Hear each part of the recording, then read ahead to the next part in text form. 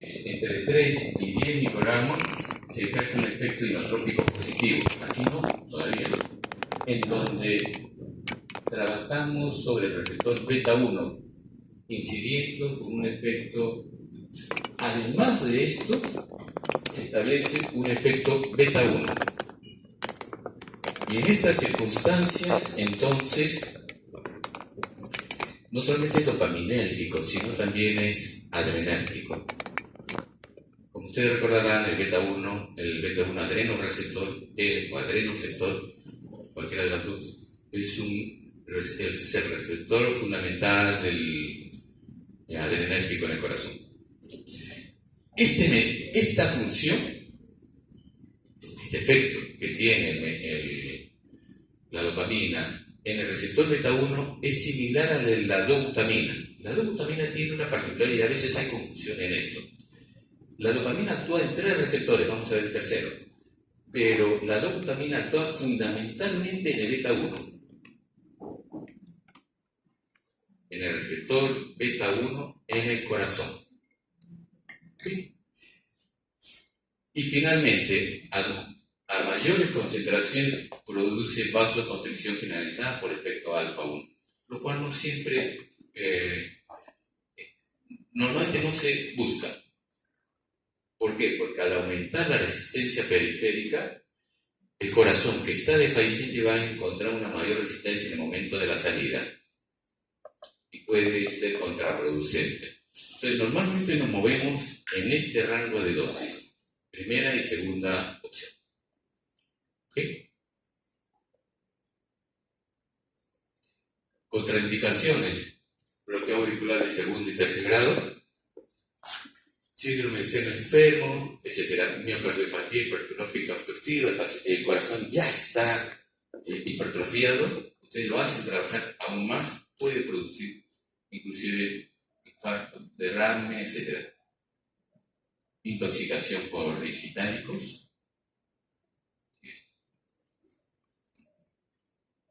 Y el último son los inhibidores de la fosfodiesterasa 3. ¿Se acuerdan los inhibidores de la fosfodiesterasa 5? Pregunta del examen nacional de medicina, hace algunos años. Los inhibidores de la fosfodiesterasa 3 son estos: anrinona y mirrinona. Un poco menos usados en realidad. ¿De qué se trata? A ver, en primer lugar, no sé si creo que se puede distinguir bien. Este es el receptor beta. Beta 1, como hemos dicho, dobutamina, por ejemplo, actúa acá. Y el mecanismo al que echa mano el organismo es, a través de este beta 1, es para convertir ATP en AMP cíclico. AMP cíclico. Ese AMP cíclico es el que va a poder convertir las proteínas quinasas activas en inactivas, favorecer el ingreso de calcio. Bueno, las proteínas, las inactivas en activas, favoreciendo el ingreso de calcio. Este ingreso de calcio es el determinante para la contracción. Por eso es que el beta 1 produce contracción, porque favorece el ingreso de calcio en el momento de la contracción y además se acumula. ¿Ok? Entonces, el beta 1 aumenta el AMP cíclico y esto aumenta el ingreso de calcio, la secundaria acumulación y la contracción. ¿Qué es lo que sucede? Este AMP cíclico no puede estar eternamente ahí, tiene que ser degradado.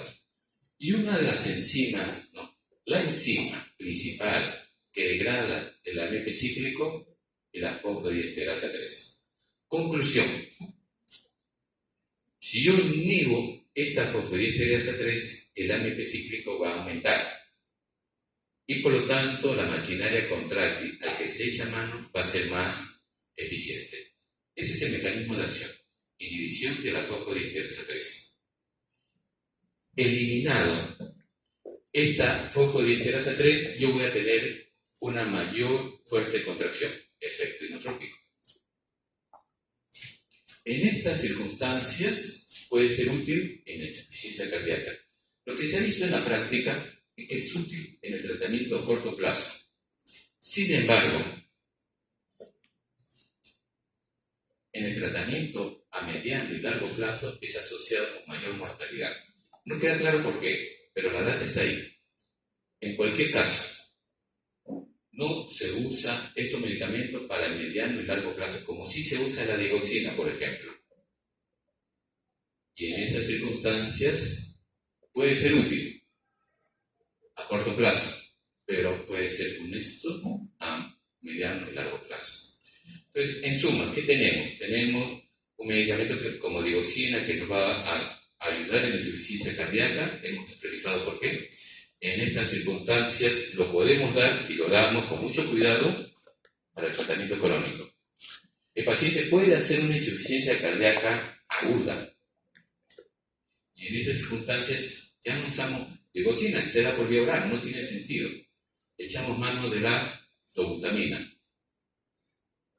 Y esa dobutamina o dopamina nos va a ayudar a poder contraer el receptor, el corazón, de manera más eficiente a través del receptor beta 1. Sin embargo, al ser una catecolamina, termina siendo metabolizada muy rápidamente y solamente nos sirve para insuficiencias cardíacas agudas graves en la unidad de cuidados intensivos, porque tenemos que monitorear muy cuidadosamente al paciente. Entonces, cuando queremos tratar, el paciente no está tan grave, está haciendo insuficiencia, estaba cansándose de subir las escaleras, pero ahora comienza a hacer un cuadro un poco más agudo, pero todavía no requiere hospitalización. Podemos echar mano de amrinona, mirrinona, para poder tratar en el corto plazo al paciente y resolver el cuadro agudo. La digoxina no es muy buena en el tratamiento, no es bueno en el tratamiento de la insuficiencia cardíaca aguda. ¿Okay? Podríamos aumentar la dosis de dioxina, pero como hemos dicho, su margen terapéutico es estrecho y es un riesgo.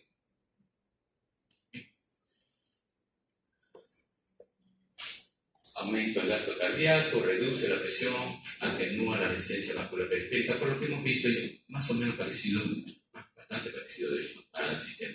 A largo plazo, disminución de la tolerancia al ejercicio, pero hay incremento de la movilidad y mortalidad, proscrito en el tratamiento a largo plazo. Si quieren en mediano plazo. Este es el primer tema. Preguntas en este tema. Vamos al segundo. ¿Ok?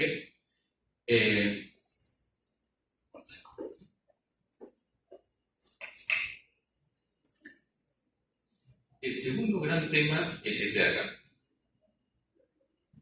Cardiopatía isquémica. Ya no es el paciente que se cansa, ¿ok? Es el paciente que tiene el dolor en el pecho. Son dos cosas diferentes. Parecidas, pero diferentes. Un paciente de 48 años, sus padres muchas veces, sedentario, fumador, IMC normal, refiere que desde hace 2 meses presenta dolor precordial al subir escaleras. No es que se sube las escaleras, no es que se canse, es que le duele el corazón.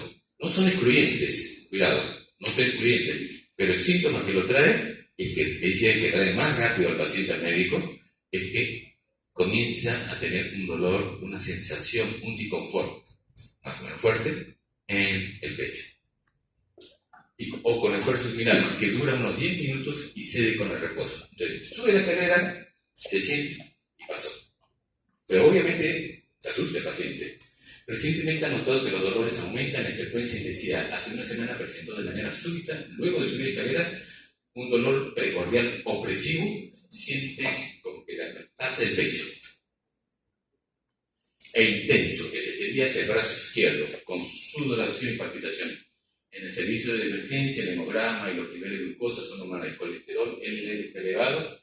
El electrocardiograma muestra depresión del segmento ST en varias derivaciones. El segmento ST disminuye. Entonces,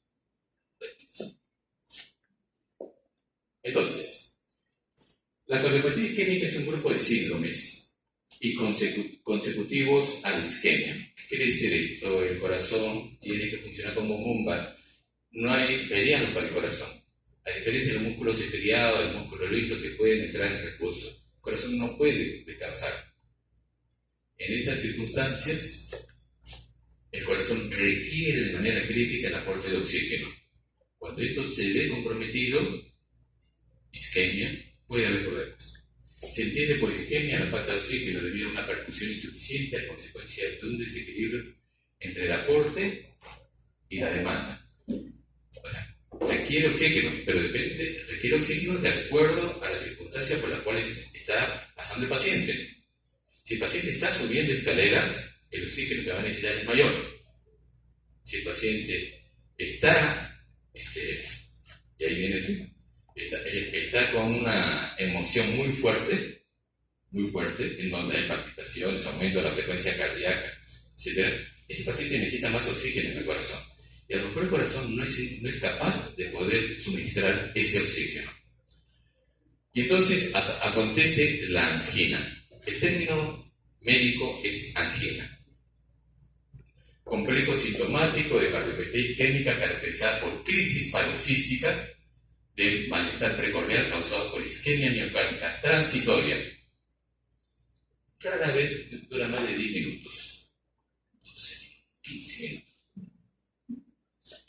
Que no llega a producir necrosis celular. Se identifican 3 formas, si ustedes tienen el calambre, cuando es por problemas de circulación. Se identifican 3 formas de presentación: la angina estable o típica, la angina inestable y la angina de Prince-Meta. ¿De qué se trata? La angina estable es la angina típica. Tranquilo, feliz de la vida, 45, 50 años. Todavía no es un adulto mayor, 45, 50 años. Sube la escalera, dolor. La angina es consecutiva al esfuerzo. La angina inestable, estando en reposo inclusive, el dolor. Estando en reposo, ya sin esfuerzo, estando en reposo. Y la angina de Prince-Meta o variante o en reposo, la angina inestable, esta de acá, la angina de Prince-Meta, se da a diferencia de las anteriores, en donde está habiendo un estrechamiento de los vasos coronarios, y en la angina inestable normalmente se superpone un trombo. En la angina de Prince-Meta o variante, lo que hay es una vasoconstricción del vaso coronario. Reitero, una vasoconstricción del vaso coronario. Son, desde el punto de vista clínico, 3 presentaciones diferentes. El paciente viene, doctor, cuando subo escalera, subo al tercer piso, cuarto piso. A ver, les decimos, suban 10 pisos. ¿Cuántos llegan cansados? Levanten la mano. La mayoría. Da para un estudio. Suban 5 pisos. ¿Cuántos llegan cansados? A la franca. Suban 3 pisos. Para alguno que otro. Suban un piso. Esa es insuficiencia cardíaca, digan, 4 o 5 pisos. Hay que hacerle la prueba de esfuerzo, hay que medir. Pero no es que se canse, reitero, es que le aparece dolor. Y eso desvía el cuadro ya no a insuficiencia cardíaca, sino a angina. Esos pacientes son angina estable.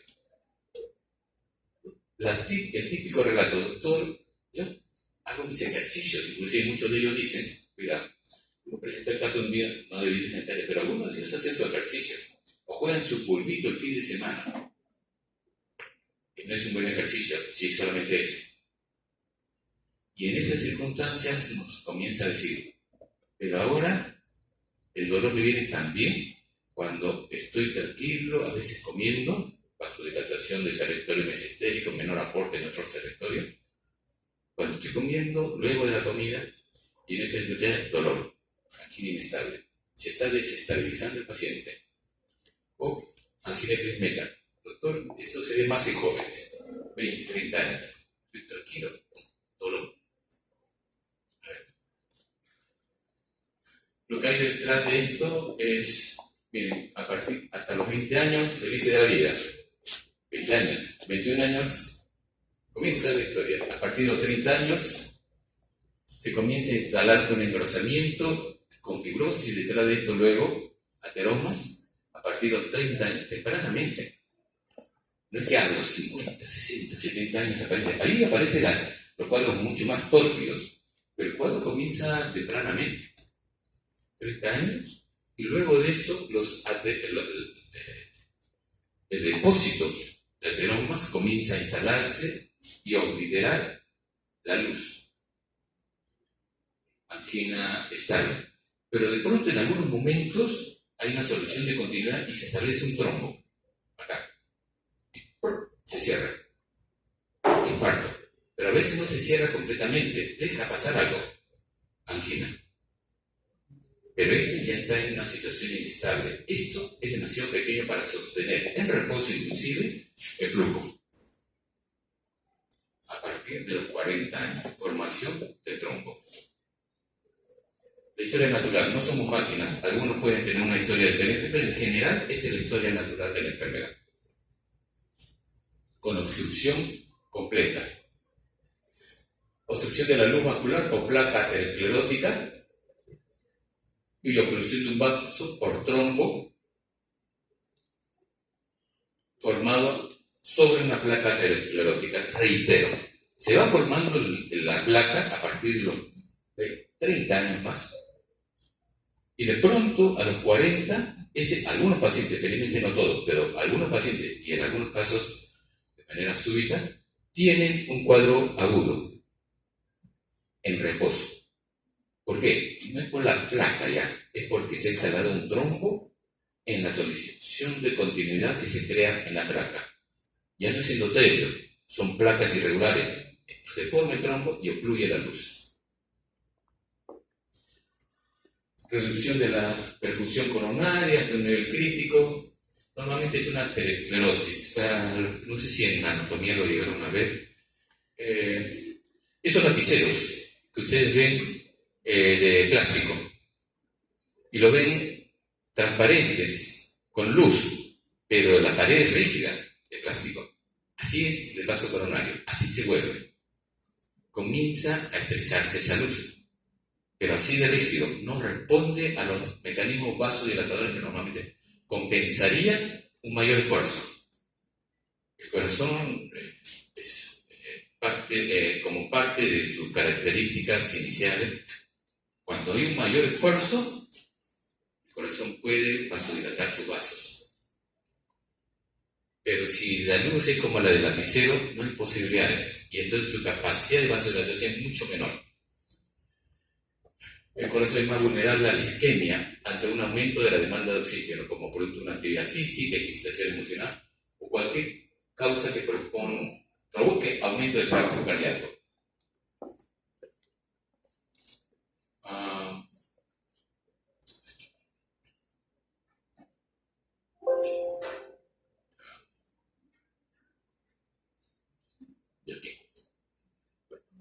Aumento de la demanda de oxígeno o reducción de la oferta de oxígeno. Reitero, podemos aumentar la demanda, una serie de factores, o podemos estar presenciando una reducción del aporte, normalmente estenosis. Pero hay algunas condiciones que pueden hacer que aumente, que haya una reducción de la oferta. Asma, por ejemplo. Enfermedad pulmonar obstructiva crónica, es poco.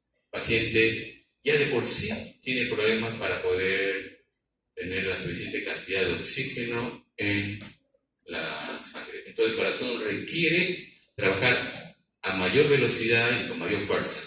Y en esa circunstancia el aporte de oxígeno no es suficiente. Normalmente es una resultante de dos, pero el que suele ser más determinante es la estenosis coronaria que causa reducción de la oferta de oxígeno. Adelante. Miren, antes, durante y después. Vean ustedes que esta depresión se parece a la de la intoxicación digitálica, pero hay varios signos que van a poder ayudar a distinguir eso. Por ejemplo, la bradicardia. La diauxina se acompaña de bradicardia. el bloqueo auriculoventricular, por ejemplo.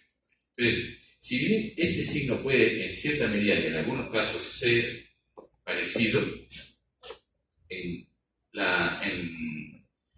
el análisis ya del paciente esto suele diferenciarse con relativa depresión del segmento ST. Esta disminución, miren, la forma de la caída también es diferente. El otro es una cubeta, aquí es una disminución progresiva. No siempre es así, puede eventualmente, pero no nos basamos solamente en esa depresión para poder hacer el diagnóstico. Angina inestable, paciente con angina de comienzo reciente, menor a 2 meses, grave y frecuente. Paciente con angina que se hace más frecuente, grave y prolongado, se desencadena con un ejercicio menos intenso, etcétera, etcétera. Angina de prisma poco frecuente, con un patrón de angina grave que aparece en reposo por espasmo intermitente. El vaso, por eso es que no es por la coronaria estrechada, sino es por el vaso que se está estrechando, por lo tanto se ve más en jóvenes.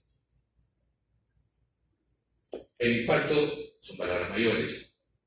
El infarto implica, y eso lo van a ver más adelante, pero el infarto implica necrosis, básicamente. Suele durar más de 20 minutos, que no se alivia con nitroglicerina y se acompaña con cambios en el electrocardiograma sugestivos. No es el tema de hoy, pero lo pueden repasar con calma. Reitero, angina no implica necrosis, pero sí angustia en el paciente. El paciente con angina, sobre todo la inestable, es un paciente angustiado. Por supuesto el infarto también, pero el infarto además tiene un dolor intenso, prolongado. El de la angina, de reposo o inestable inclusive, suele aliviarse con la medida a los minutos, con las medidas adecuadas. Acá hay un tema importante. La zona subendocárdica es la zona de peor profundidad del corazón y la más vulnerable a cualquier reducción del flujo. ¿Se acuerdan? Corazón. Los vasos epicárdicos y el corazón respira de afuera hacia adentro. ¿Qué quiere decir esto? Que los vasos epicárdicos atraviesan el músculo cardíaco y van a irrigar distalmente al territorio subendocárdico, el que está debajo del endocardio, el que está debajo de la cavidad. Una vez más, los vasos epicárdicos atraviesan el corazón y van a irrigar el territorio subendocárdico. Cuando hay contracción, por ejemplo, por subir escaleras, aumento de la demanda de oxígeno, contracción más fuerte, ¿cuál es el que más va a sufrir? ¿El territorio epicárdico, cercano al epicardio, o el territorio subendocárdico? El subendocárdico. Porque ese todavía, para llegar ahí tiene que atravesar el músculo cardíaco, todo el músculo cardíaco. Cuando hay contracción, la diástole disminuye y encima los vasos se contraen más enérgicamente, el territorio subendocárdico es la zona de peor perfusión del miocardio y la más vulnerable a cualquier reducción del flujo coronario. Entonces, si esos vasos epicárdicos ya están estenosados, la cantidad de sangre que le llega al territorio subendocárdico va a ser menor. Por eso es que ustedes van a escuchar infarto subendocárdico, cuando son relativamente no menos peligrosos, pero igual. Para efecto práctico van a escuchar la descripción, infarto subendocárdico, porque se instala preferentemente ahí. Cuando es amplio, obviamente infarto transmural, por ejemplo. ¿Qué medicamentos tenemos?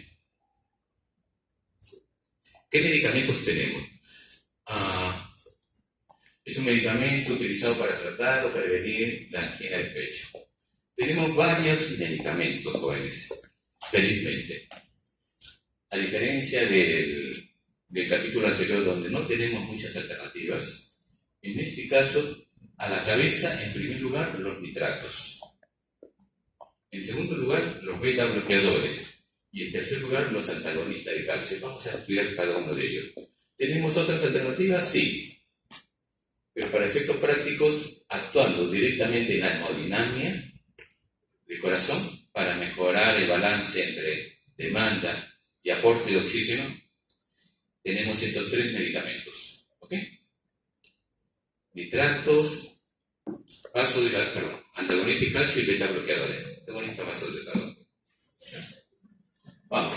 Primero, alivio del dolor con el fármaco.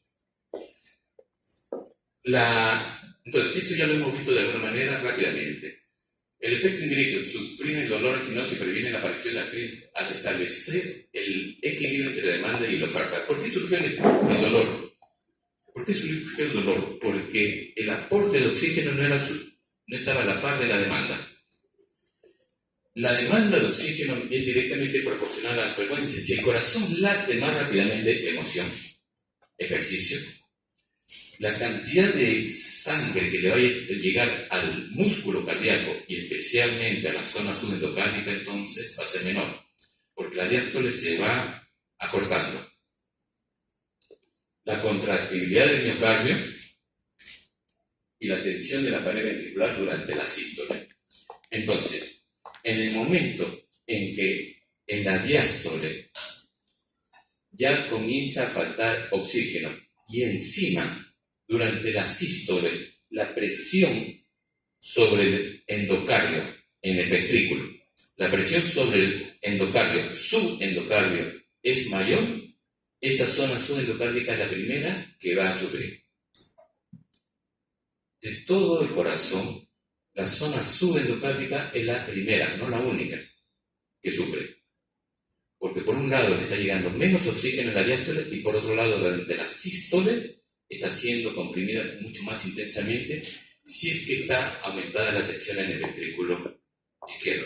Quiere decir que si la fuerza de contracción es mayor, esa zona va a subir mayor.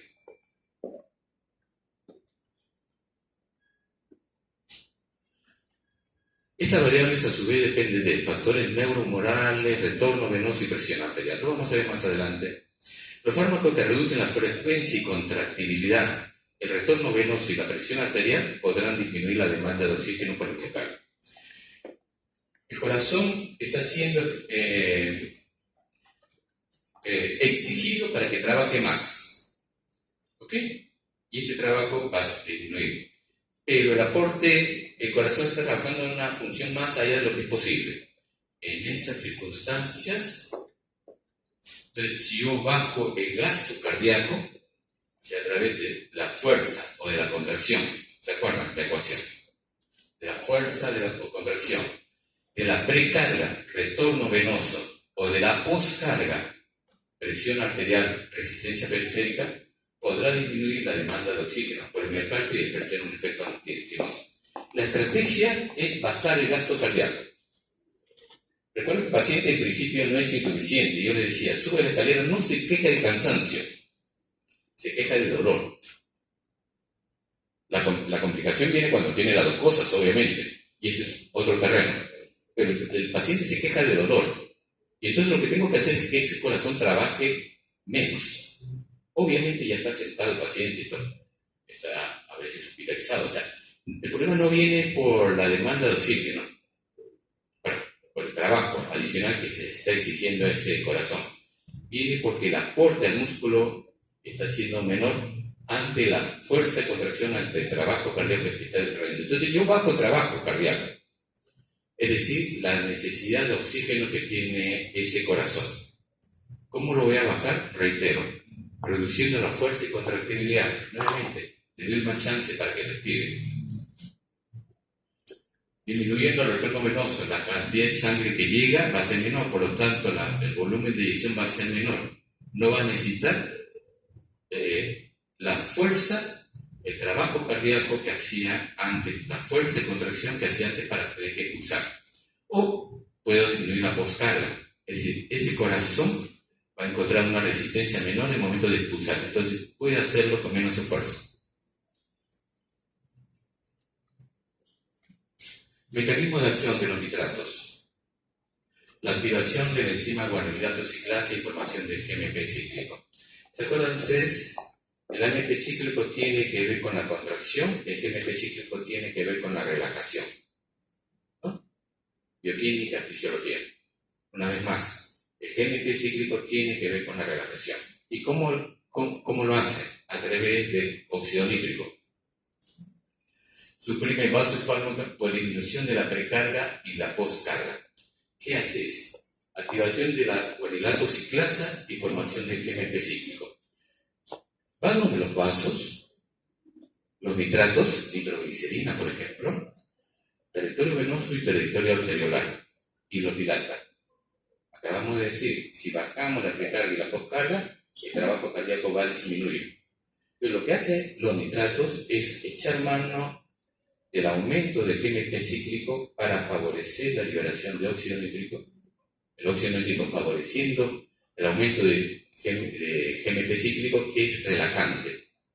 En esas circunstancias, suprime el vasoespasmo coronario por disminución de la precarga y la postcarga. Una vez más, ¿de acuerdo? Presión arterial es igual a gasto cardíaco por resistencia periférica. Determinantes para el gasto cardíaco son, luego de desglosar la ecuación, precarga, inotropismo y postcarga. Entonces, una alternativa es disminuir la precarga y la postcarga. Ese corazón va a tener menos trabajo cardíaco, ¿se acuerdan? Este es el evento principal, disminución de la precarga y la postcarga, sobre todo precarga. A dosis mayores postcarga, pero sobre todo precarga. Activación de los canales de potasio, hiperpolariza la membrana. Recuerden, se abren los canales de potasio, entra el potasio, sale el potasio, perdón. Y en esas circunstancias, el interior que era negativo, se hace más negativo, hiperpolarización.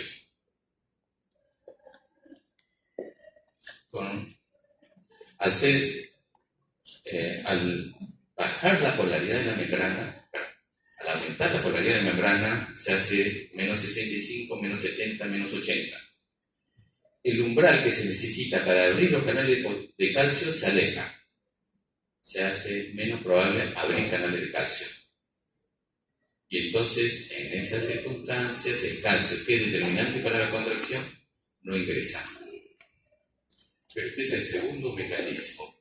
El primer mecanismo primario es aumento de la formación del GMP cíclico. En angina de pecho, entonces, reducción de la precarga, reducción de la postcarga y a nivel de los vasos coronarios y vasodilatación. Entonces, ¿cuáles van a ser los efectos?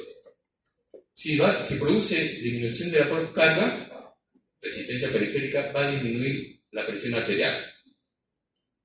El retorno venoso va a disminuir, disminución de la precarga. La frecuencia cardíaca puede elevarse, La contractilidad eventualmente también, para tratar de compensar. Pero fundamentalmente el retorno venoso cae. A nivel del aporte de oxígeno en el área isquémica va a poder aumentar en la medida en que sea posible. Aquí hay un tema, una sutileza. El vaso coronario puede estar estenosado, pero normalmente no está todo estenosado. Y cuando la parte distal se dislata, la cantidad de sangre que llega por balance entre el pre y el post ateroma va a ser mayor y entonces la sangre fluye más rápidamente. Reitero, llega, este es el ateroma y entonces yo dilato en la parte distal que no está con el ateroma y entonces el balance de presiones entre preateroma y postateroma va a ser mayor y la sangre puede fluir más rápidamente. No estoy actuando en la estenosis, porque ese es ateroma de por medio, pero sí estoy actuando en el balance de presiones. Y por eso es que puede aumentar en el área isquémica, sobre todo, pre y postateroma. El vasoespasmo coronario en ese sentido puede disminuir, además. Efectos: vasodilatación arteriovenosa coronaria, reduce el volumen y la presión del llenado ventricular, llega la sangre en cantidad menor y entonces el volumen, y además, como los vasos están dilatados con menor presión, la presión del llenado ventricular, y entonces ¿Se acuerdan que les decía? Llega la sangre y el corazón se contrae. Quien sufre es el territorio subendocárdico. Pero si la presión de llenado es menor en la diástole, telediastólica, al final de la diástole, entonces el territorio subendocárdico va a poder respirar mejor. Reitero, la presión de llenado ventricular. El corazón está recibiendo sangre. Esa sangre tiene que llegar al ventrículo en la diástole. Y en el momento de la diástole, al final de la diástole hay una pequeña contracción. Es la presión de llenado que se instala al final de la contracción, del llenado. La presión que se instala al final del llenado, en la diástole. El territorio subendocárdico está respirando en esos momentos. Si la cantidad de sangre que llega es menor, la presión que va a haber en la diástole, al final de la diástole, es menor. Entonces, el territorio subendocárdico, que era sensible a la presión en la diástole, va a poder respirar mejor. ¿Se entendió, jóvenes? Una vez más. El corazón recibe sangre. Esa sangre tiene que llegar al ventrículo. ¿Ok? Al final de la diástole, en forma fisiológica hay una contracción de la aurícula, que en la insuficiencia cardíaca aumenta de manera drástica.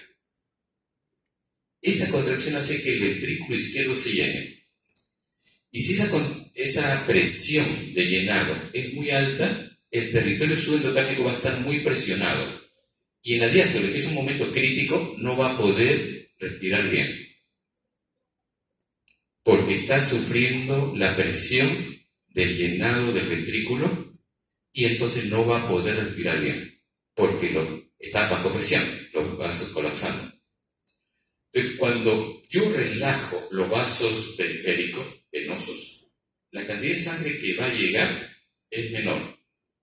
La cantidad de sangre que va a entrar en el ventrículo es menor presión, inclusive, porque es menos sangre. Y entonces el subendocardio está bajo menos presión y puede respirar mejor. ¿Ok? En esas circunstancias, reduce el volumen y la presión del llenado del ventrículo, la presión de la aurícula derecha. Reacciones adversas, cefalea.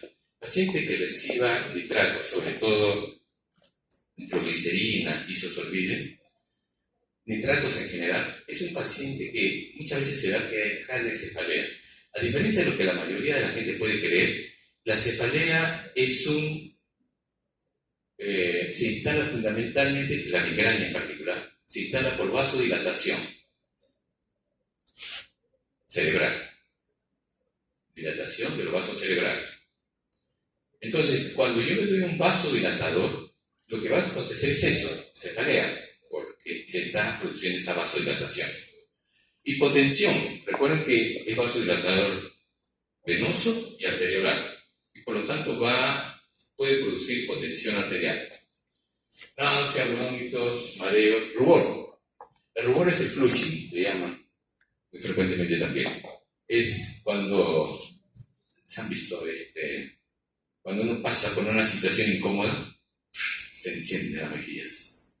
Ese es el rubor, ese es el flushing. ¿Y cómo se instala? ¿Cómo se instala? Se instala por vasodilatación. Y entonces el paciente típicamente le va a decir esto: cefalea, doctor, tengo algo de mareos, hipotensión, y me está dando mucho rubor. No le describirá así, pero en líneas generales. Hay cosas más raras, la metamoglobinemia, sobre todo cuando se da en dosis altas, la metamoglobinemia. La metamoglobinemia puede ser útil. Es el tratamiento de lesión en intoxicación por cianuro. Un dato por ahí, por si alguna vez viene en sangre. Presenta tolerancia. ¿Qué quiere decir? Y taquifilaxia. ¿Qué quiere decir esto? Que nosotros, con el uso continuado, necesitamos dosis cada vez más altas. ¿Okay? Estas son las presentaciones: nitroglicerina, mononitrato de isosorbide y dinitrato de isosorbide. Presentaciones orales, sublinguales e intravenosas. Obviamente, en el cuadro agudo, inmediato, la sublingual es la de efecto más rápido.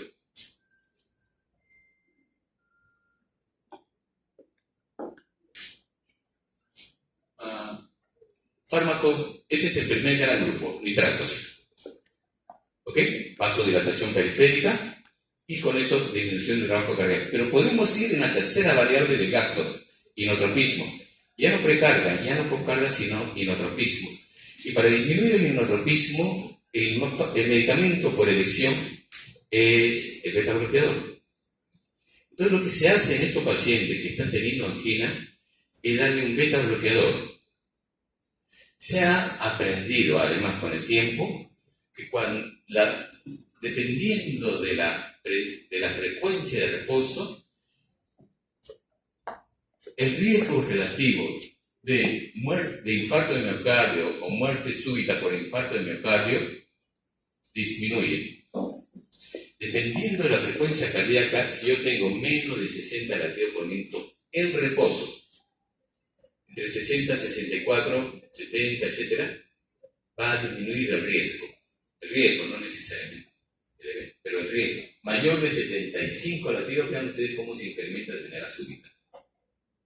Muerte súbita. Entonces, una buena estrategia, inclusive preventiva. Algunos han planteado, démosle a todos. Tampoco. No está demostrado y no se indica. Pero una menor frecuencia cardíaca se asocia con menor mortalidad. Este estudio y otro más que se desarrolló casi de manera paralela fueron la base para poder dar beta bloqueadores. Ustedes ya saben esto: disminuye la frecuencia cardíaca, la actividad simpática, el inotropismo, el cronotropismo, la demanda de oxígeno entonces por parte del corazón. Un corazón que late menos frecuentemente, un corazón que late con menos fuerza va a necesitar menos oxígeno. Y por lo tanto, el balance puede restablecerlo. El estudio Framingham demostró que la frecuencia cardíaca era un factor de riesgo en enfermedades cardiovasculares, el segundo estudio. Se asocia a hipertensión y mortalidad, acelera la aterosclerosis, se asocia con muerte súbita, induce insuficiencia cardíaca, frecuencia cardíaca. Entonces, toda la evidencia para poder darle un beta bloqueador a los pacientes. Y entonces, ustedes van a ver que los elementos principales que vamos a encontrar es disminución de la frecuencia cardíaca y disminución de la contractibilidad de las clases del sistema nervioso simpático. ¿Okay? Estos son los dos elementos críticos. ¿Pero de dónde van a actuar? En el lado del consumo de oxígeno. Una vez más, si el corazón late con menos frecuencia y el corazón late con menos fuerza, la necesidad de oxígeno, el consumo de oxígeno va a ser menor. Y la ecuación o el balance entre consumo de oxígeno y aporte de oxígeno se puede restablecer.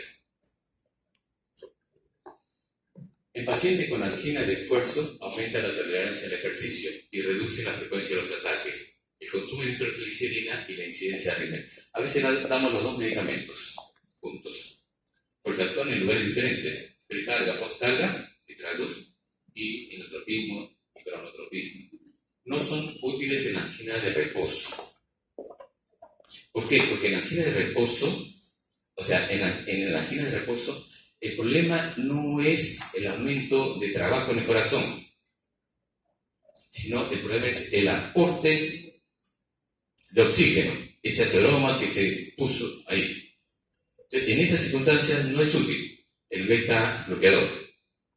Reitero, en la angina de esfuerzo, la típica es paciente sometido a un trabajo mayor, el corazón tiene que trabajar más fuerte, y en esas circunstancias entonces es útil el beta bloqueador. Yo bajo el trabajo cardíaco y bajo la demanda de oxígeno. Pero en la angina de reposo, el problema no es que el paciente está siendo exigido más en su corazón. El problema es que el aporte de oxígeno es el principal determinante y no me va a servir. No genera tolerancia, a diferencia tolerancia a diferencia de los nitratos.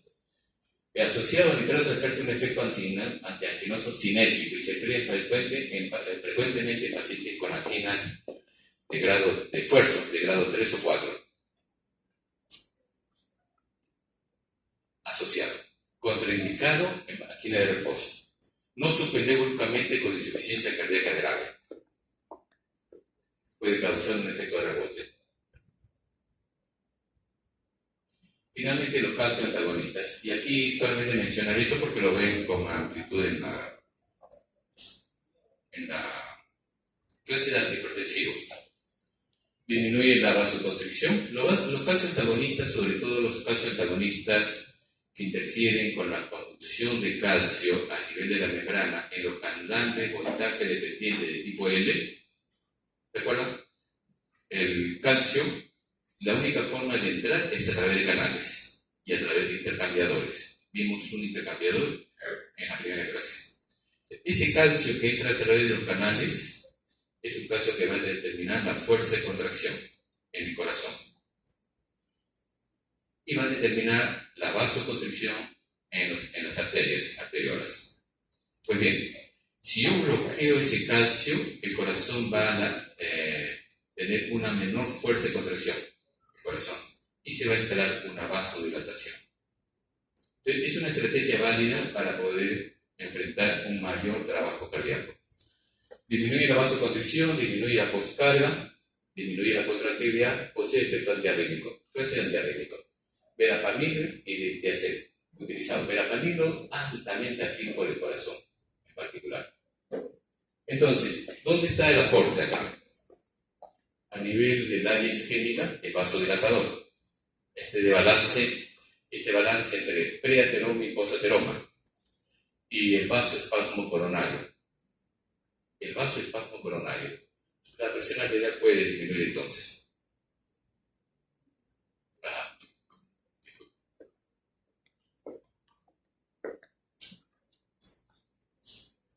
Que todavía sigue vigente en salud. Entonces, en suma, esto resume lo que hemos visto. Los nitratos trabajando sobre todo en el retorno venoso. Recuerden que a la dosis que usamos sobre todo trabajamos en el lado venoso. Y a nivel del área isquémica aumentando por el balance que hemos comentado. Los beta bloqueadores disminuyendo la frecuencia y el inotropismo. Y los antagonistas de calcio, sobre todo actuando en el aporte de oxígeno. Aquí lo que quiero decirles, analicen con cuidado, pero lo que quiero decirles fundamentalmente es lo que hemos visto aquí, pero acá aparece algo adicional, que es la angiografía positiva.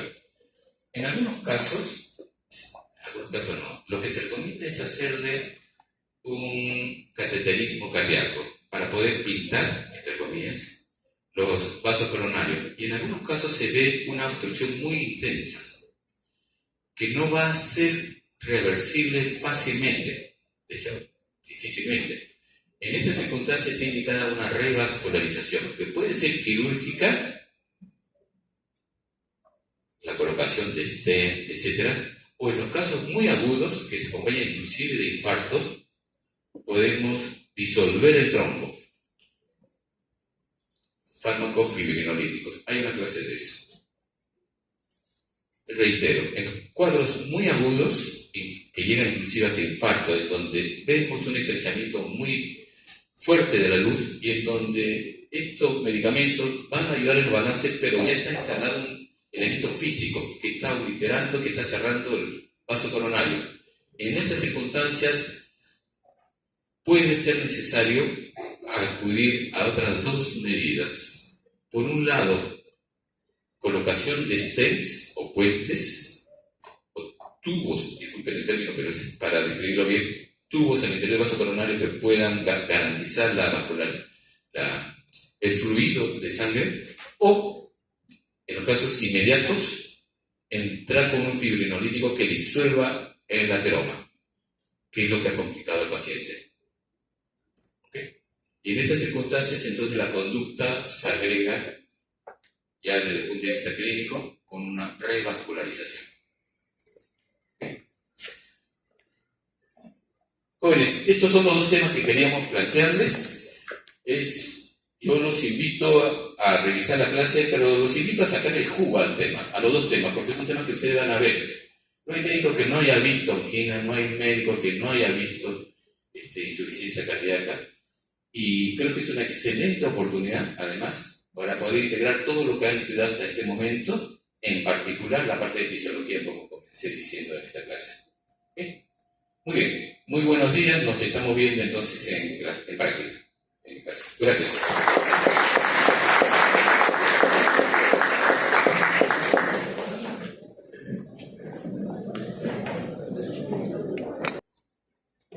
Ahí está. En parte ya ha sido tocado por algunos fármacos, por ejemplo, en fármacos del sistema simpático. Bien, esto es lo que probablemente ya han revisado bastantes en fisiopatología, en clínica, lo van a ver sobre la clasificación de hipertensión arterial, y siempre hay que ver de qué guía de tal clínica se ha sacado tal o cual denominación o criterios de hipertensión arterial. Lo importante quizás acá, dentro de las innovaciones que se tiene, siempre está especialmente en 1930, 1985, sin embargo esto varía en adultos mayores, es decir, adultos mayores de 65 años, octogenarios y nonagenarios. La población peruana no tenía mucho porcentaje de ello, pero ahora está variando. No tanto varía en la presión arterial normal, sino en la presión arterial límite o en la presión arterial objetivo. Ya hay algunas variaciones que vamos a recalcar ahí. La otra variación también es en relación con la presión arterial intradomiciliaria. En este momento es importante las tomas de presiones dentro de su domicilio con los aparatos que se tienen. Eso también forma parte de los criterios de hipertensión arterial, y quizás es una de las principales el monitoreo. ¿Ya? Lo que hay que tener cuidado es preguntar cuánto tiempo tiene el dispositivo para toma de presión arterial. Habitualmente este es 1 o 2 años que dura. En el Perú no se vuelve a calibrar, de tal manera que esto, la duración aproximadamente está en 2 años y tiene que renovarse.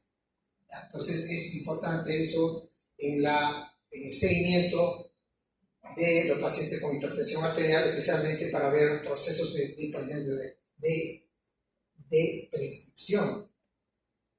Octogenario, nonagenario, por ejemplo, hay en algunos momentos se deprescribe, o sea, se disminuye la dosis o se suspende dosis de hipertensivos.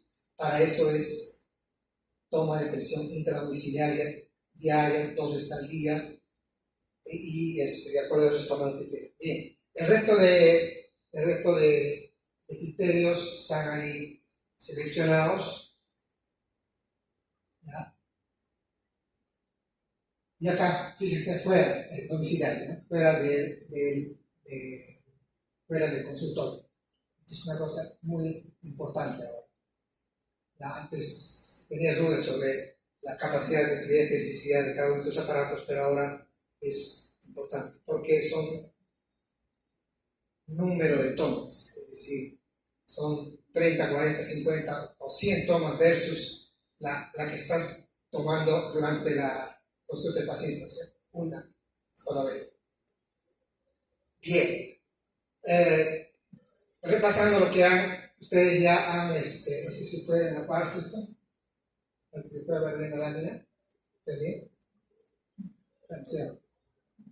Entonces, el control de la presión arterial, ya ustedes saben, el gasto cardíaco, la resistencia periférica, y quizás otro punto interesante es que también tiene el mecanismo de la presión arterial, también está regulado por función renal y básicamente por función simpática.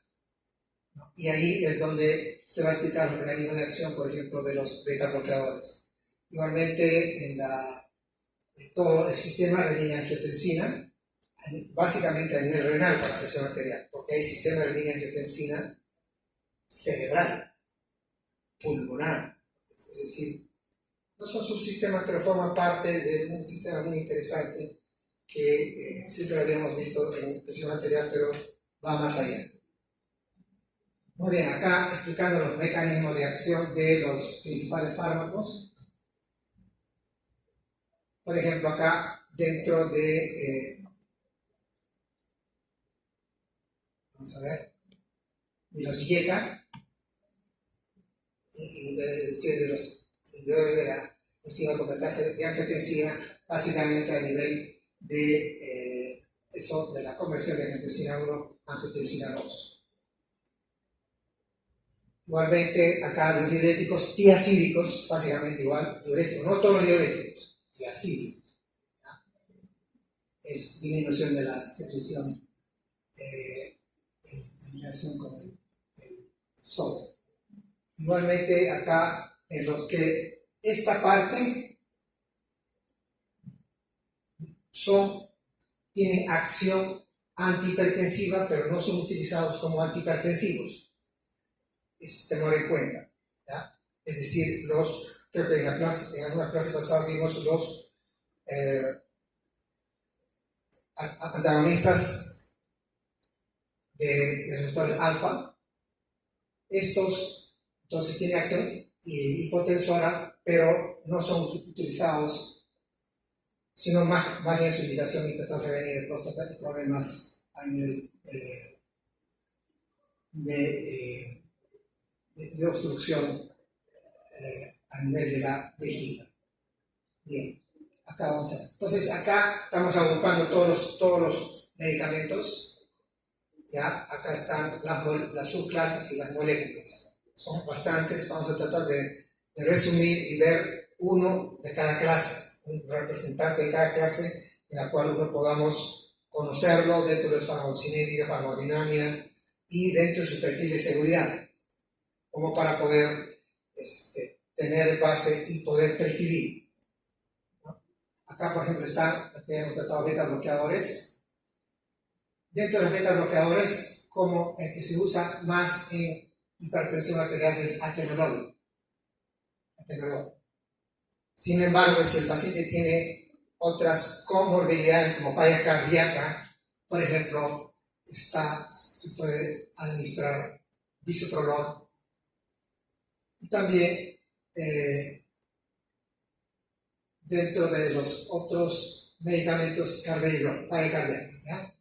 Con hipertensión arterial, más una comorbilidad. En diuréticos, básicamente tiacídicos. ¿Ya? En tiacídicos, en el Perú, hidroclorotiazida. En Estados Unidos, clortalidona. En Europa, indapamida. Claro que en todos sitios también puede notarse otro, ¿no? Pero fundamentalmente esta es la distribución farmacoepidemiológica de acuerdo geográficamente. ¿Ya? Eso es interesante verlo porque uno podría argumentar o podría intuir de que por qué mejor no usamos acá clortalidona.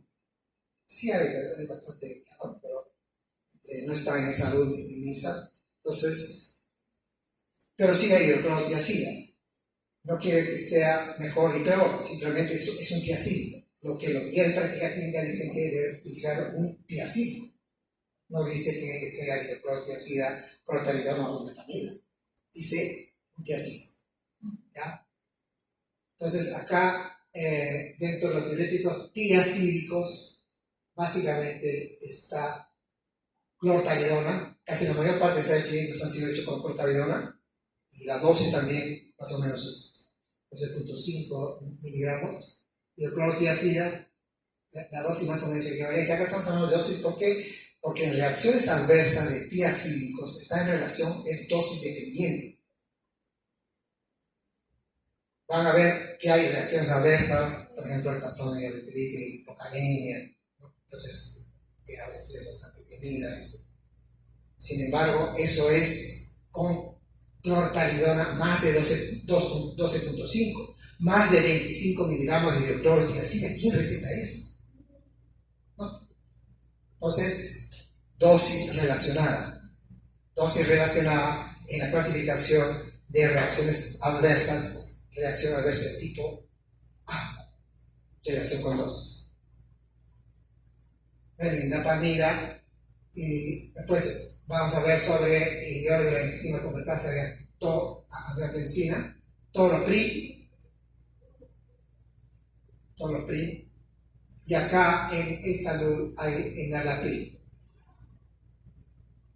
Captopril, también, y vienen los bloqueadores de la angiotensina 2, todos los artanes.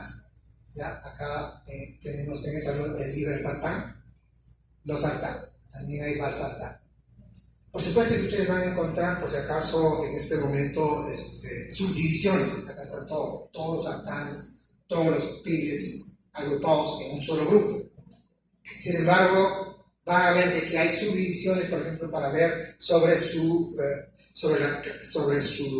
incidencia de la enfermedad de Alzheimer, disminución de la incidencia de la enfermedad de Alzheimer, la separación entre la actividad de ARA2 entre los que más entran al sistema nervioso central y los que menos entran, ¿no? Sin embargo, estos son hipótesis de trabajo muy interesantes, pero acá estamos hablando de hipertensión arterial. Para estos fines, los grupos son similares y también los aspectos de eficacia serán similares. Los calcioantagonistas, los no dihidropiridínicos y los dihidropiridínicos. Acá, dihidropiridínicos, está lo que tenemos es el nifedipino de acción prolongada. Nifedipino de acción prolongada. ¿Ya? Porque de acción corta se utiliza en hipertensión inducida por el embarazo, pero en hipertensión esencial es nifedipino de acción prolongada. ¿Ya? Tiene que ser así, ¿ya? O sea, 30 miligramos. ¿Ya? No se usa nifedipino de acción corta en pacientes hipertensos esenciales. Bien. Y amlodipino. Tienes amlodipino y nifedipino. En relación con los dihidropiridínicos, no dihidropiridínicos, tomar en cuenta lo siguiente. Claro, a algunos, ya sé que no ustedes, pero los que tenemos problemas de memoria, decimos no dihidropiridínicos. Ya, verapamil. Cronotropo negativos. Entonces, los no dihidropiridínicos, la reacción adversa básicamente es que disminuye la frecuencia cardíaca. Por lo tanto, la interacción fármaco-fármaco con otros como digoxina, por ejemplo, o beta bloqueadores, hay que tener bastante cuidado. Entonces, y son, fíjense, no dihidropiridínicos. O sea, la clasificación no es que uno se la aprenda de memoria, sino que está en relación con la seguridad y especialmente a nivel de su opción no sinusal cardíaca. ¿Ya? Bien. Igualmente hay otras clases, hay varias, esto ya hemos dicho, el hipertensión benigna de próstata, y acá metildopa, era usado más o menos hasta algunos años, 2-3 años, se ha utilizado en hipertensión inducida por el embarazo. ¿Ya? Ahora están con las antagonistas dihidropiridínicos. Y la minoxidil no se usa. Bien, estos son los gráficos clásicos en los cuales preguntan cuál antihipertensivo debo dar de todos los que han nombrado cuando un paciente no tiene comorbilidades. Entonces, todos tienen la misma posibilidad. Diacídicos, YECA, los sartanes, bloqueadores, calcioantagonistas de acción prolongada, beta bloqueadores, siempre y cuando hay un asterisco, ¿no? Un beta bloqueador se da a un paciente con hipertensión arterial siempre y cuando ha tenido una cardiopatía coronaria previa o infarto de miocardio. ¿Ya? Entonces, y las combinaciones.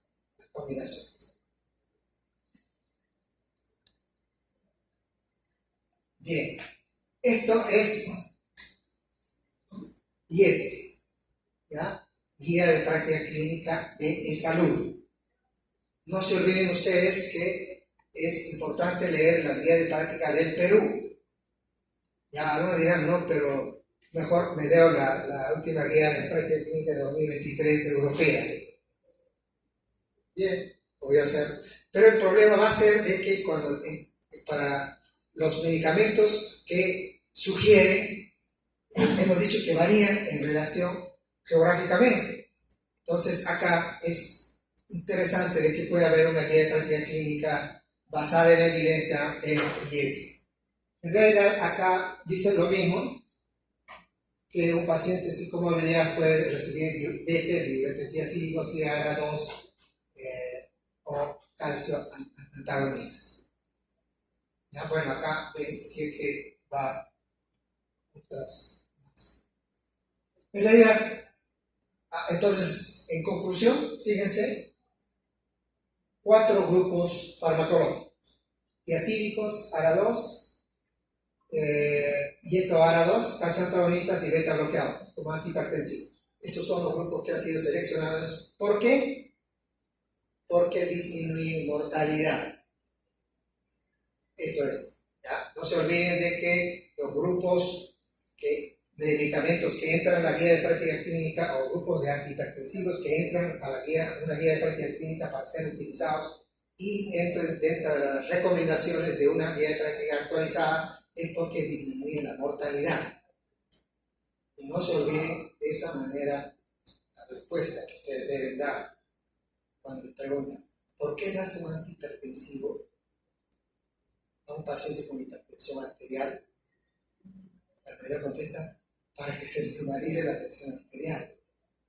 Algunas no son demasiado obvias la pregunta, ¿no? Se da un antihipertensivo a un paciente con hipertensión arterial para que disminuya los factores de riesgo y disminuya la mortalidad. Porque si quieres normalizar la presión, puedes dar un alfa-bloqueador, no se puede normalizar. Entonces, disminuir la mortalidad. Todos estos grupos están allí porque disminuyen la mortalidad. ¿Que hay otros con acciones antihipertensivas? Por supuesto que hay en estos grupos. ¿Ya? Bien. Acá están, dentro de los antihipertensivos que están en salud, que hemos nombrado, amlodipino, bisoprolol, beta bloqueador, que se da falla cardíaca, nifedipino de 30 miligramos, siempre, ¿ya? Atenolol, en varias presentaciones, tableta de 50 miligramos también, carvedilol, beta bloqueador, captopril, 25 miligramos. Captopril de 25 miligramos está allí, a pesar que está en el API, porque se puede partir la pastilla y dar una mínima dosis, pero para falla cardíaca, no como antihipertensivo, sino como modificador de remodelación cardíaca a dosis bajas, no antihipertensivas. Para eso está captopril, porque ahora ya captopril, ¿para qué está? Que está en el API, ¿no? Entonces, no se olviden de que los pacientes con falla cardíaca a veces vienen con media tableta de captopril. Es demasiado, la dosis es muy pequeña. Entonces, es porque dentro de lo que se llama el fenotipo de prescripción de falla cardíaca, los de falla cardíaca tienen un fenotipo que es una clasificación de polifarmacia, en la cual toma más de 5 medicamentos y bien prescritos. ¿Ya? Entonces, dentro de ellos, por ejemplo, figura captopril y a dosis bajas, no como antihipertensivos, sino como para remodelación. La betalol está acá para hipertensión inducida por el embarazo y está en ampollas, o sea, se emplea en crisis hipertensiva. ¿Ya? Vamos a ver una parte de crisis hipertensiva, es interesante eso, de que crisis hipertensiva no está dando de oral, ¿no? Bien. Hidroclorotiazida de 25 miligramos, es decir, una tableta, es máxima dosis, no se puede poner 50 miligramos, porque por las reacciones adversas, especialmente metabólicas, de hiperglicemia, hipocalemia, hipercolesterolemia aumenta, pero más de 25 miligramos, lo que equivale igualmente a clortalidona más de 25 miligramos. Metildopa, hemos comentado, nitroprusiato igual, ¿ya? Nitroprusiato, emergencias hipertensivas, desorden cerebrovascular, paciente más de 190, a veces más de 150 de la diastólica, hemorragia intracraneana, está haciendo una emergencia hipertensiva y por lo tanto requiere un medicamento que disminuya la presión arterial, y esto se da en microdosis dosis muy bajas nitroprusiato. Bien, ahora veamos más específicamente algunos grupos de antihipertensivos. Acá están los tiacídicos. ¿Ya? Los tiacídicos hay varios, hemos dicho de que en el Perú hidroclorotiácido, ¿no? Hidroclorotiácido. Entonces, acá hay algunos, bueno, clortalidona y napalmina. Más o menos son de los tipos en los cuales estos son todos los tiacídicos. Y acá sobre su farmacociente, a veces uno ve de que piensa de que estos se van a tomar el examen cuál su biodisponibilidad a nivel, etc. Sin embargo, lo que hay que tomar en cuenta acá dentro de este gráfico es la excreción renal. Tiacídicos, su nivel, su mecanismo de acción es a nivel renal, se queda a nivel renal. Por lo tanto, si los pacientes tienen función renal baja, no actúa, pues. Entonces, no se administra a pacientes con tasa de filtración. Algunos dicen 60, ¿eh? Tasa de filtración menos de 60, no va a actuar, no se administra. Por eso nuestro casi no usa tiacídicos. Entonces ya estamos encontrando no es una contraindicación, pero es una recomendación de no administrar porque no es un antihipertensivo de elección en pacientes con insuficiencia renal. Y por lo tanto, a todos los pacientes con hipertensión arterial, para administrar un medicamento le tendrá que medir la tasa de filtración glomerular estimada. Ya saben las fórmulas BIS1 es una de las FAS o CKD, no crofosforigol, BIS1. Bien. Entonces, eso es lo que estamos viendo acá de lo principal de todo este cuadro. Fíjense. En todo este cuadro es que la eliminación renal hace de que se seleccione pacientes con función renal conservada que tengan más allá de 60 mililitros por minuto de tasa de filtración glomerular. Bueno, el mecanismo de acción, activación vascular de potasio, básicamente dentro de los tiacídicos y otros más, ¿no? Evidentemente liberación local de vasodilatadores. Igualmente acá todo un mecanismo de acción a nivel de los diuréticos, de los tiacídicos básicamente, y tiene que ver básicamente con el sodio. Bien, acá vamos, estamos viendo sobre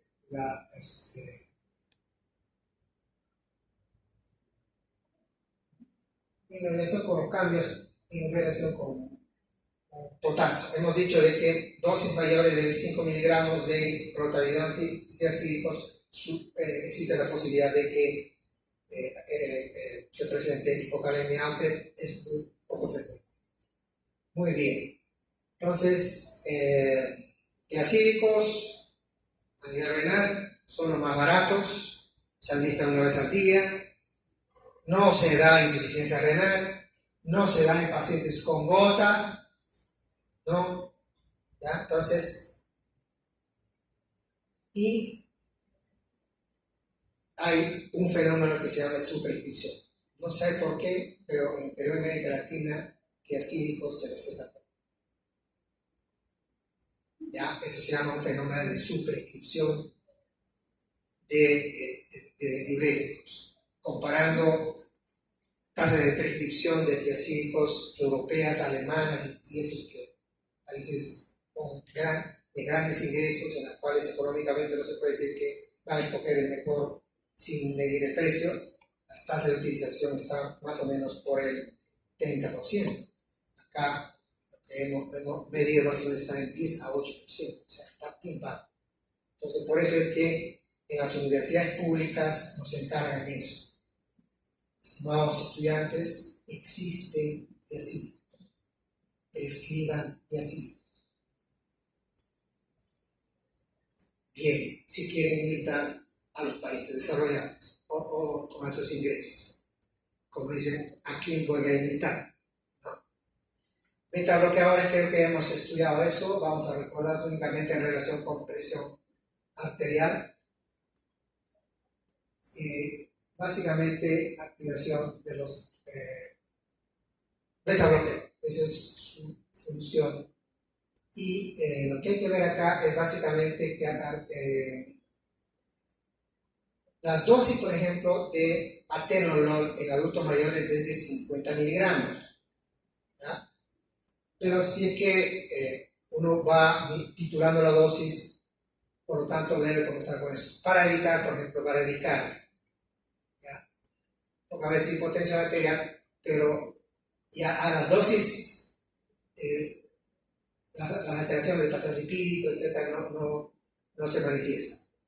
Lo que hemos reiterado es no retirar bruscamente, evitar el retiro inadecuado brusco de beta bloqueadores, ¿no? Porque puede desencadenar un síndrome coronario agudo.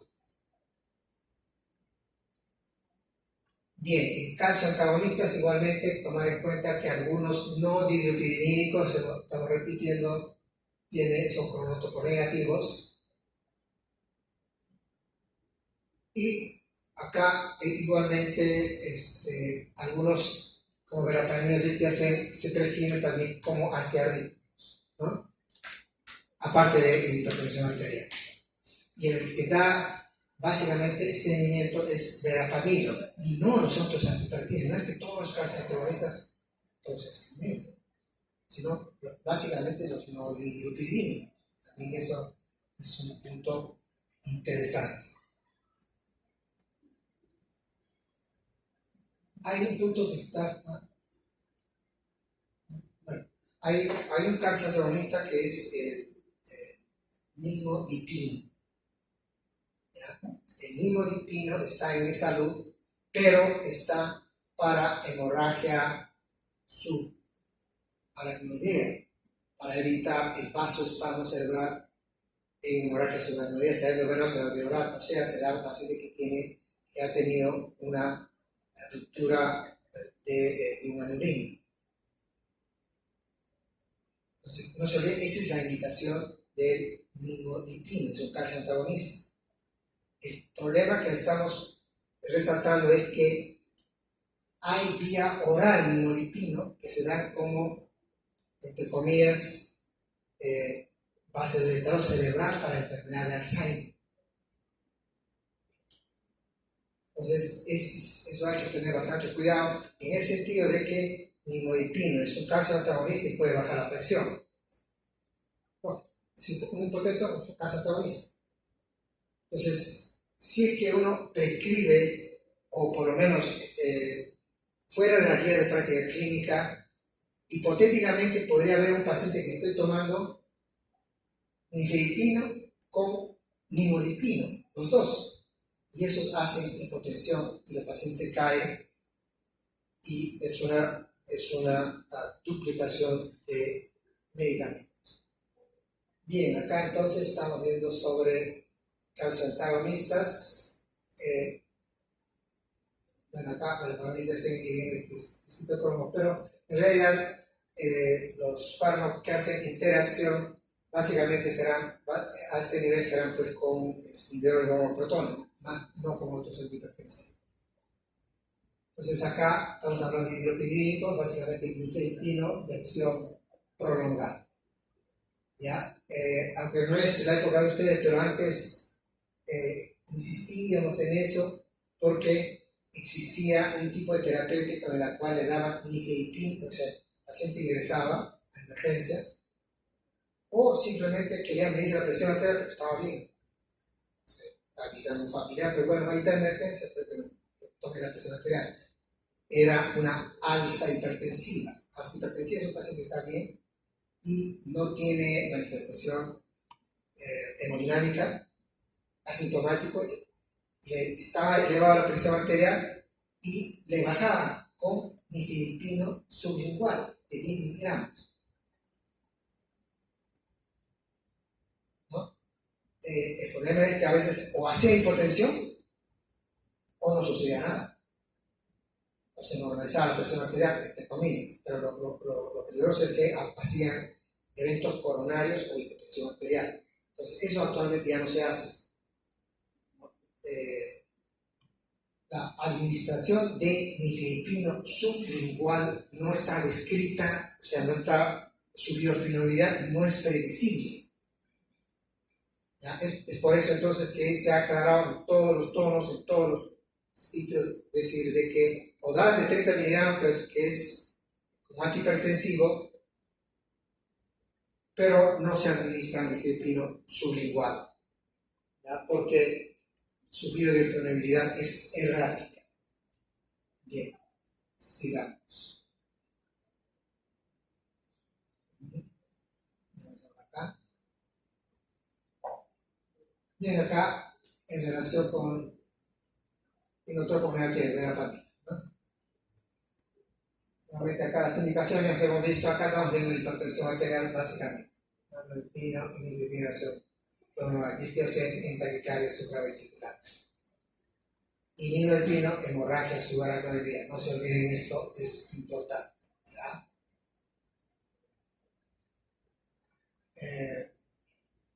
Ya hemos visto, básicamente es lo que va a haber y no olvidarse esto, que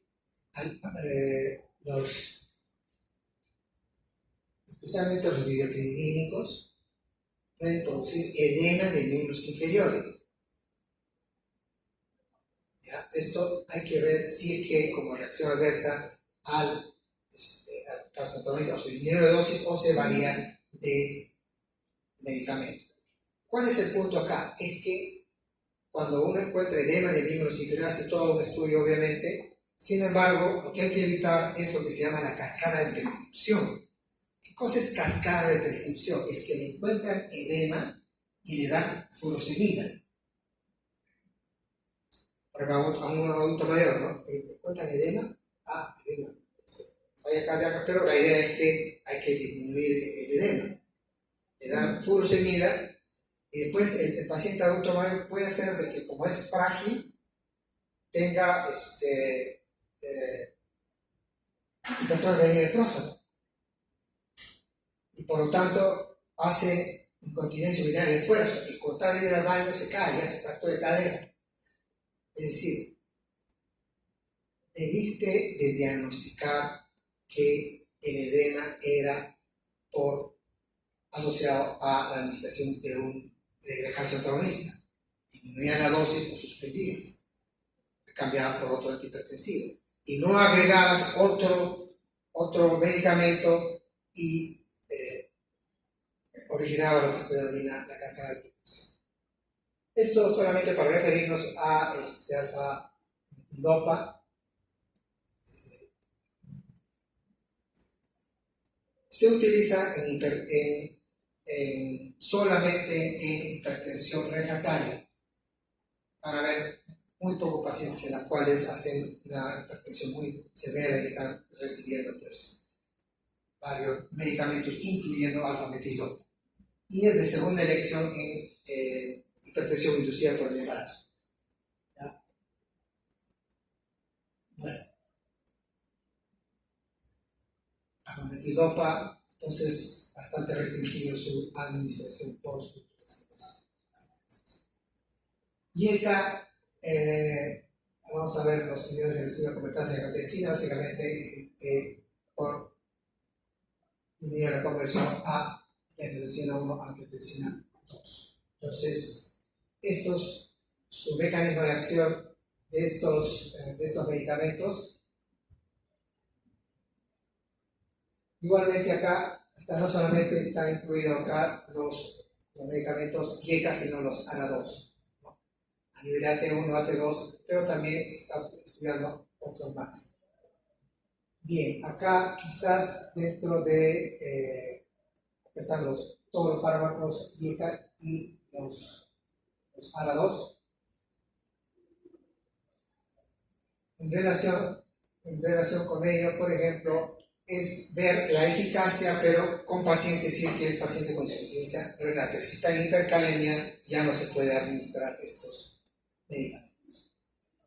Y este es el cuadro que tienen que tener en la cabeza, ¿no? Es decir, diuréticos tiazídicos no se puede administrar en gota, y acá falta tasa de filtración oral menos de 60, insuficiencia renal.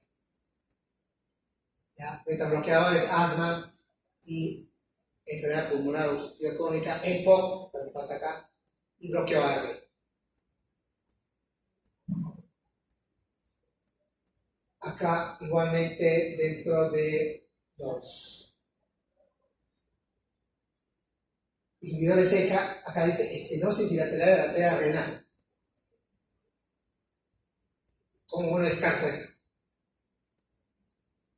¿Cómo sabes si un paciente vas a dar un ANA2 y no sabes si tiene estenosis bilateral de la arteria renal? Que a todos le tienen que hacer la arteriografía. Entonces, la recomendación de la guía dice, lo que tienen que hacer es tomar urea creatinina previo, por parte de chequeo, y después, 3 o 4 semanas, debes tomar un control. Si está elevado, hay muchas razones por las cuales puede estar elevado la creatinina en un paciente que esté recibiendo IECA. Uno de ellos es estenosis bilateral. Ustedes administraron, ahora historia clínica electrónica, en 3 o 4 semanas no se fijaron si es que había, cómo estaba la creatinina, lo ven después de 2 meses.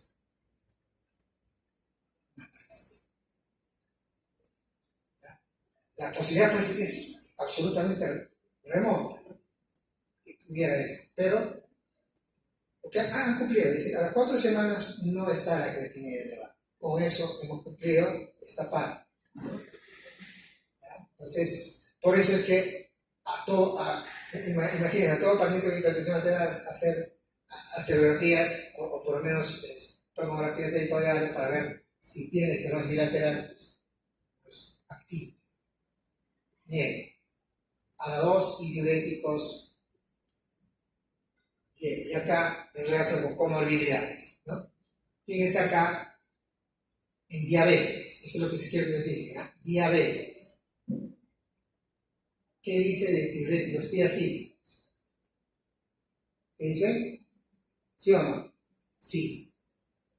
Entonces, aparentemente hay una contradicción, pero no parece, pero no dice que los diuréticos elevan la glicemia. Diuréticos tiazídicos elevan la glicemia, sí, pero es entre 4 y 5 milimoles por litro, o sea, no es significativo. Y solamente si es que das dosis más allá de 25 miligramos de hidroclorotiazida o de hidroclorocaridona. Por lo tanto, los que se benefician